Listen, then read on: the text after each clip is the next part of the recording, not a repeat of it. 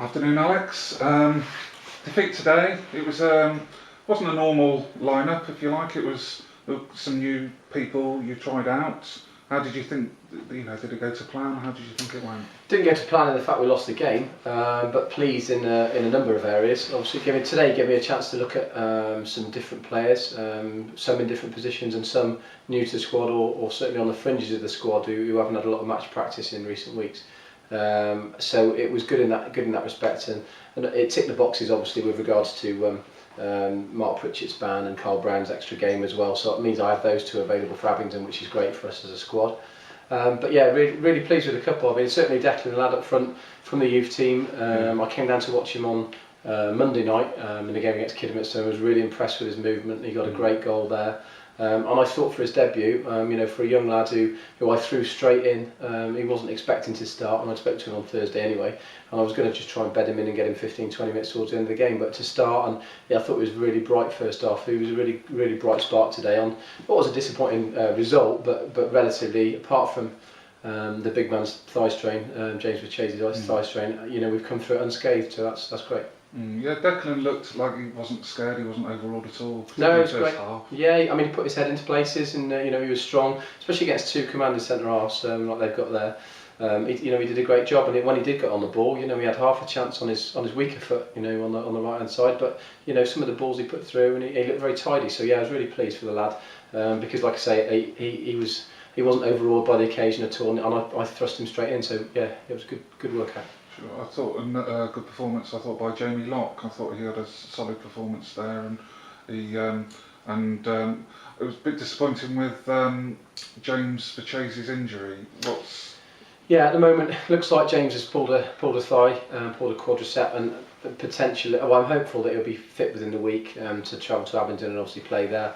It'll be one of them, just seeing how he reacts over the next sort of 24-48 hours. Hopefully we've nipped it in the bud before it made it too bad. He was under the impression he could have possibly stayed on for a bit longer, but there's a day like today, with a game like today, there was no point taking any risks at all. So we just hauled him straight off, and hopefully that'll mend for Saturday. Sure. Worst case scenario, I think he'd only be out for one game, if that. Okay. I did notice as I was reading out the team sheet, there are only a couple of substitutes today. Got injuries, people short. Yeah, slight administrative error, I believe. That's probably the best way of me putting that. I was very disappointed about that, because the team I wanted to pick at for the last 48 hours didn't come into fruition. I did a double check with the secretary, and there were a couple of lads not signed on that I wanted to use, so that was really unfortunate, to the point where me and Ryan were on the bench, and I wanted to give a few of the other first team lads a bit of a rest, but I didn't really get that opportunity today with the lack of numbers. Like I say, on the flip side, that's with Michael Jackson, Lee Davis in midfield, I wanted to give them two no more than a half each, if that, because they both deserve a rest. And my back two as well, with Jake Lee and Ashley Caldwell, and of course with Ashley staying on, he's now picked up a booking on the back of the fact we didn't have a substitute, and that's cost me him for another game. So yeah, disappointing really, but that's an internal issue that we'll sort out. So. Okay. Jake Lee, I've got to make a comment about him, because there was one tackle I just thought was fantastic tackle. It's like he's played at the back for years. I don't know how you see his start to the season. I know you're away for a couple of games. I'm really impressed, and without not sounding biased or anything like that, or trying to speak before it's happened, but I think he's by far and away been our most consistent performer this season. With in every game he's been 8, 9 out of 10 in every game I've seen. Like I say, I think he started the season like that as well. Yeah.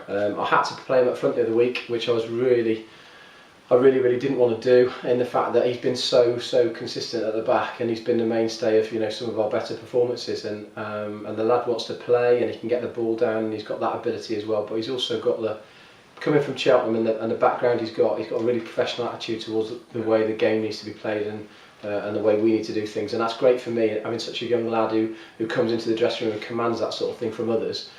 Takes the pressure off the older lads who've sort of been there and done it, myself, Jonah, and Dean, and the Finners and the Jackos of the world. It's great to see that from a younger lad. So he really tries to get the best out of people, and he's got that winning mentality, which you can't buy, which is excellent. And long may it continue. Like I say, he's been a mainstay, and touch wood, he sort of stays fit and stays healthy, and we can get full 40 odd games out of him this season. Sure, and he has got the versatility to use him up front. You know, that was his original position. Yeah, certainly. Again, I'm loath to do that because I think, having seen what I've seen, you know, and hopefully what everybody else has seen, I think it's going to be his best position. I mean, he's still learning, and you've got to realise he's only played, you know, 10 games at centre back really. Yeah. And when you think that, and you think about the performances he's putting in, you know, against some experienced attackers rather.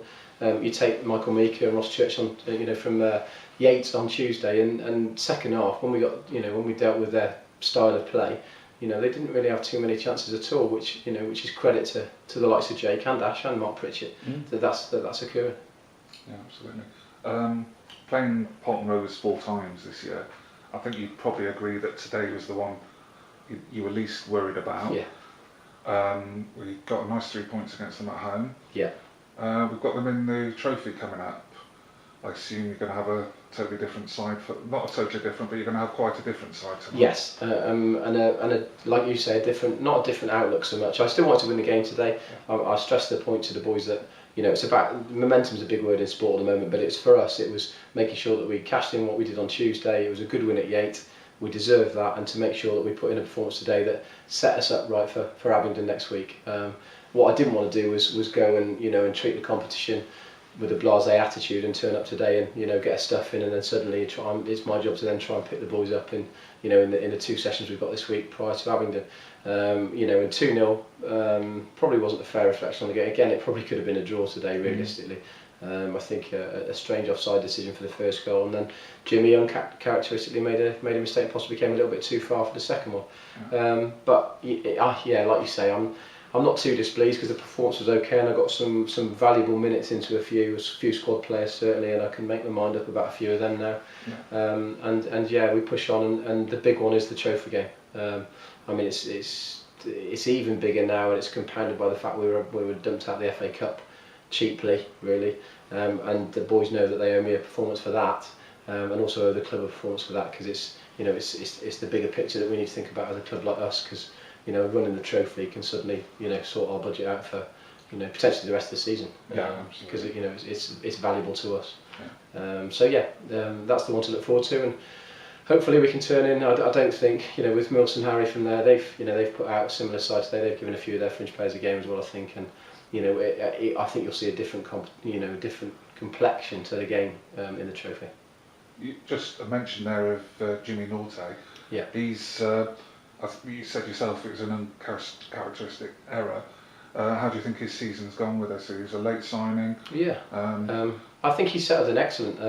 I think if you see his performances, his ability to kick, and he's so precise, and you know, he does command his area well. He's not the biggest, but you know, he's certainly agile.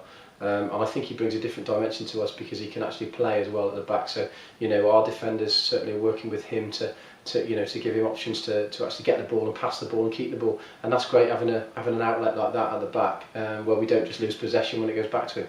So yeah, I think he's done really well. Like I say, it's uncharacteristic error, and I've just said to him in there, I don't mind that today because, like you've mentioned, you know, that's not a game that's a huge concern.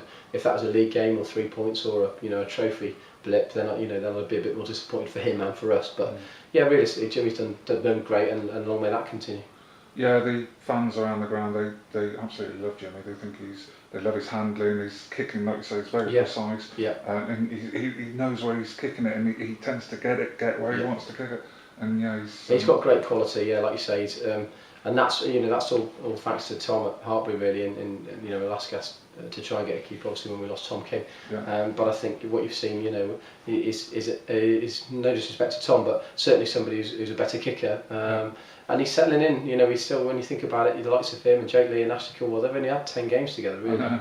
And maybe sometimes we expect a little. I certainly do expect a little bit too much, a bit quick. But yeah, it's great. It looks like he's been a mainstay for seasons the way he plays. Yeah, absolutely. One last end to on a lighter note. Last night, your quiz performance third. That's got to be a record for for a footballer's side down Yeah, there. quite pleased. I did speak to my wife late last night and made the point that if she'd have been about possibly the invention questions and a few science questions, we might have crept up into the top two. But yeah, it was good for me, Jacko, Lockie, and then the chairman to weigh in. I got to pay tribute to Mrs. Price as well. She also helped us out with a few. So yeah, we did all right, and to come third in the quiz, no mean feat by the tables that you joined in. Absolutely. No, and I've got to say, it's really great seeing players come down. That's second time that we've had players coming down to. Yeah, that's something we're trying to do. Obviously, it's a community club, and that's the thing. If we can, bend our backs a little bit with the social functions and get here from time to time, that's it's great. It just makes it a better feel to the club. It's the thing, just trying to bond the club together a little bit. So yeah, long may that continue. Okay, Alex, thank you very much. No problem. Thank you.